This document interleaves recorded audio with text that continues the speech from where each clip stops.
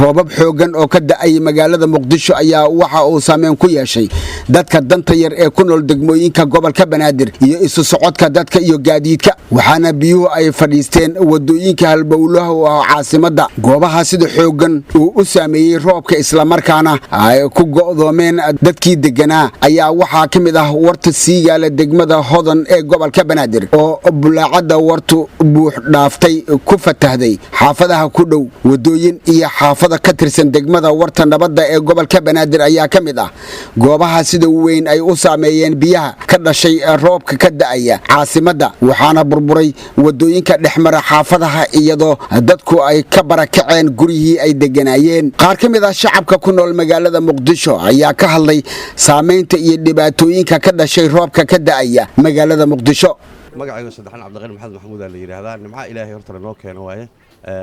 dadkana sida badan way biyihii guriyihii u wada galeen marka waxaan leenahay nimca Ilaahay waaye dadka bilaadanka ah oo nimcada Ilaahay inay ku farxaan la rabaa laakiin sadeetan waa dadku dhibaatay u arkeen marka waxaan leenahay kuleelna waa qabnay waana qabownay haddana dadkii guriyihii iyo jiifkii iyo degaankii iyo jidadkii wax dhan way qarimeen marka waxaan leenahay dawladda federaalka maamulka gobolka Banaadir degmada warta nabadda waxaan leenahay in ay loo dadaalaan waxa ay tiri karaan dadka deegaankana waxa laga rabaa inay iskaashadaan magaciisa Saamiya Al Xasan aan dhahaa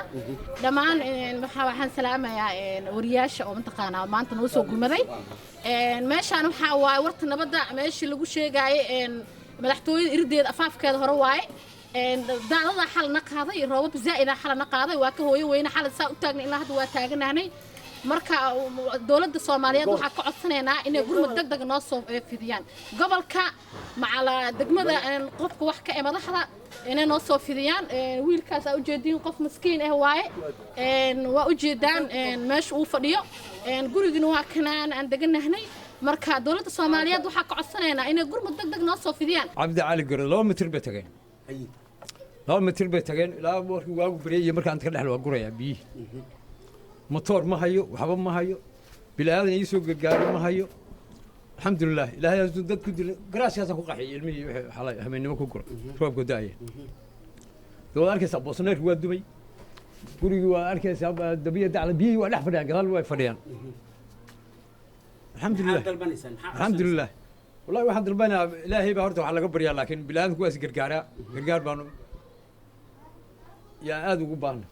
دان محمد أرى لها ورتنا ودان كنون له يا حالي سادانت